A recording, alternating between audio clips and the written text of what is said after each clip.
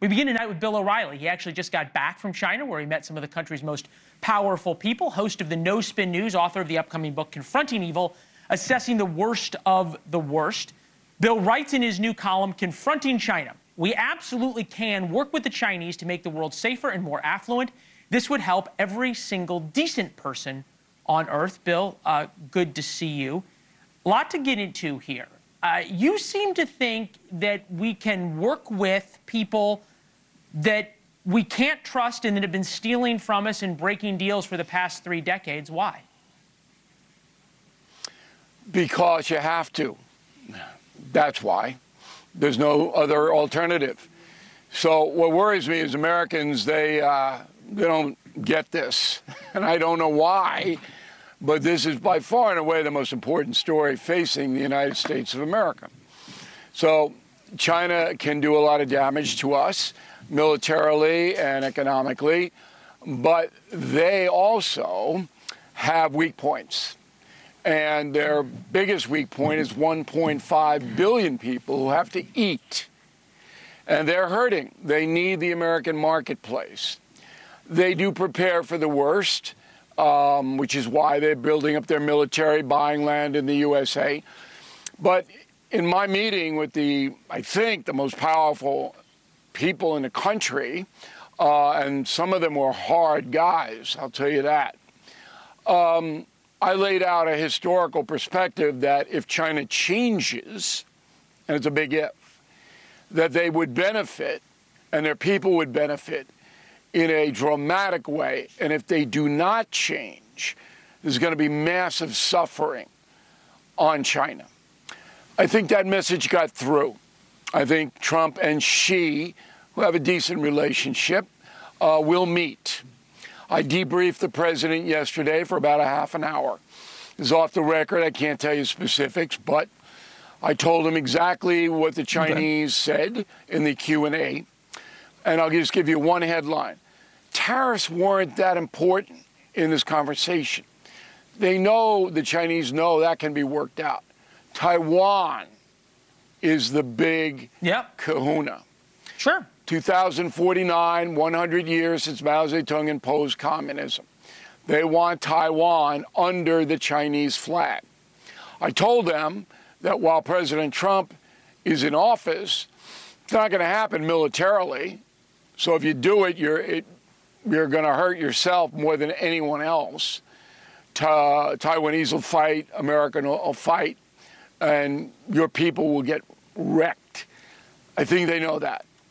There are ways to negotiate things, but as you said, in the past, China has been very suspect and not lived up to a lot of the things. But we don't have another choice.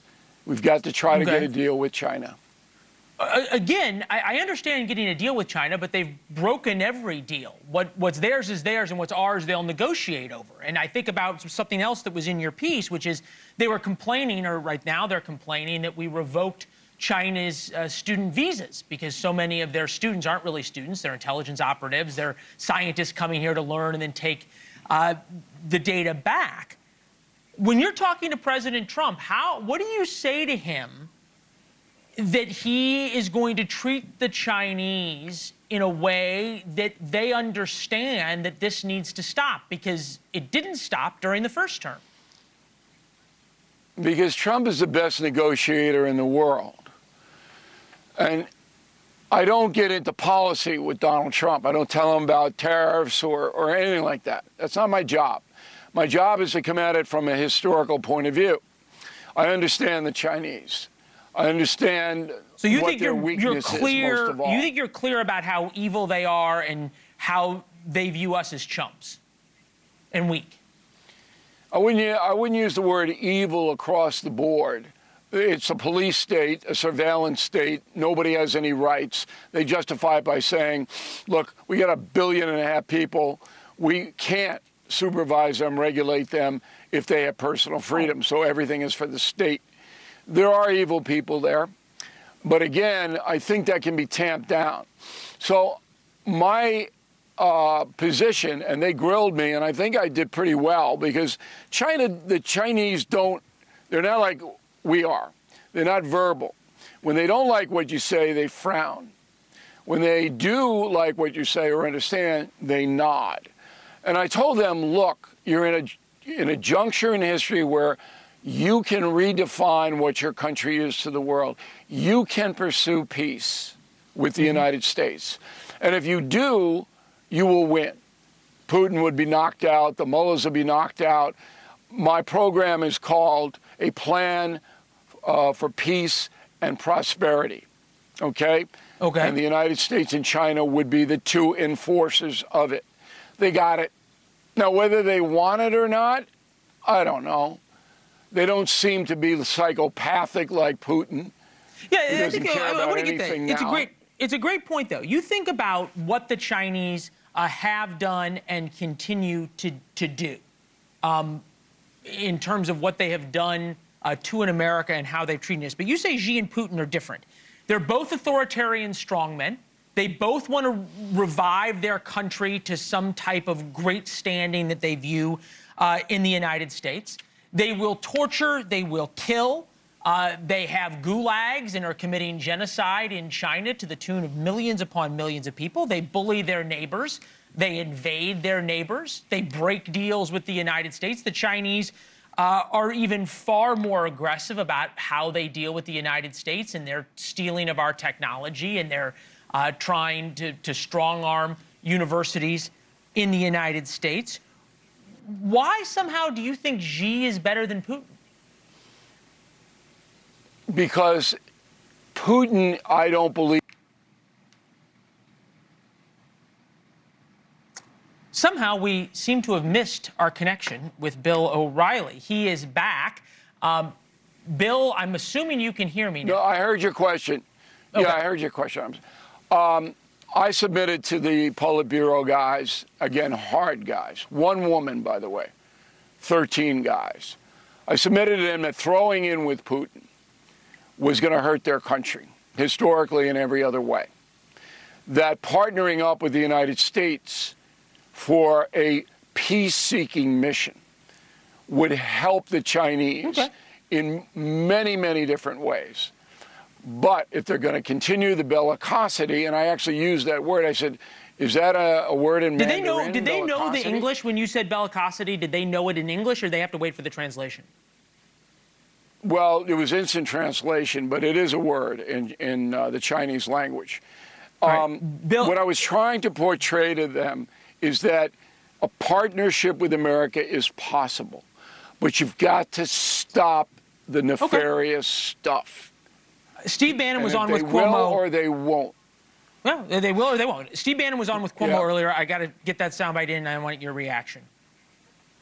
We are being sucked into a conflict with the Chinese Communist Party and with Russia that we're not going to be able to turn around. And tonight in Korea, or today in Korea, right now, they're voting, and it looks like we could lose South Korea to a Chinese Communist Party-backed party in Korea.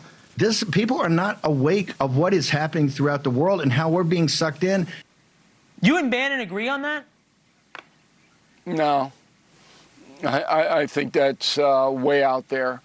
South Korea is a staunch ally, will remain so. I spent 3 days there. Business is booming. One thing I did find out, though, that there aren't any American cars in Japan or Korea or China. So the Trump tariff thing is on very, very solid ground. But let's just get back to the Chinese for a minute. Steve Bannon has got to realize there is no plan B. And there's no plan B with Putin either. We're not getting sucked into anything, all right, the United States. We're trying to prevent Putin from just marching through Eastern Europe. That's what we're trying to do. We have no intent to put ground forces in. Putin's whole apparatus is weak. I mean, the Ukrainians could never have done that if there wasn't mass confusion. I don't think he's got the support of the people. The Chinese people do buy in. And the reason they do is fascinating. They have not known in China one day of freedom in the entire existence of that country. Those people don't know what freedom is, and they don't care about it. Okay? So they're on board, and you're not going to change that. Okay. So people have to make a decision. Do we try to engage and get the Chinese, for their own benefit, because they will benefit big time economically, to try to tamp down the madness in the world? Or we just say they're horrible, they're terrible, we're not going to deal with them, and let World War III slowly evolve? That's your decision. All right. Well, Confronting China is the column. I almost thought it would be Cooperating with China. Could be named either. It is good to see you, my friend. Thank you. Welcome home. Okay, one more. We don't have to cooperate with China. We have to persuade China. Okay. Fair enough. That's all. Fair enough. And there That's what the are column lays out. ways to do that. Right, even Taiwan. There are ways to do it. And we should try. All right. Well, you are the emissary to begin with, and when there's a deal or after the Xi call, we'll have you back to talk about it. Bill, thank you as always. It's good to see you.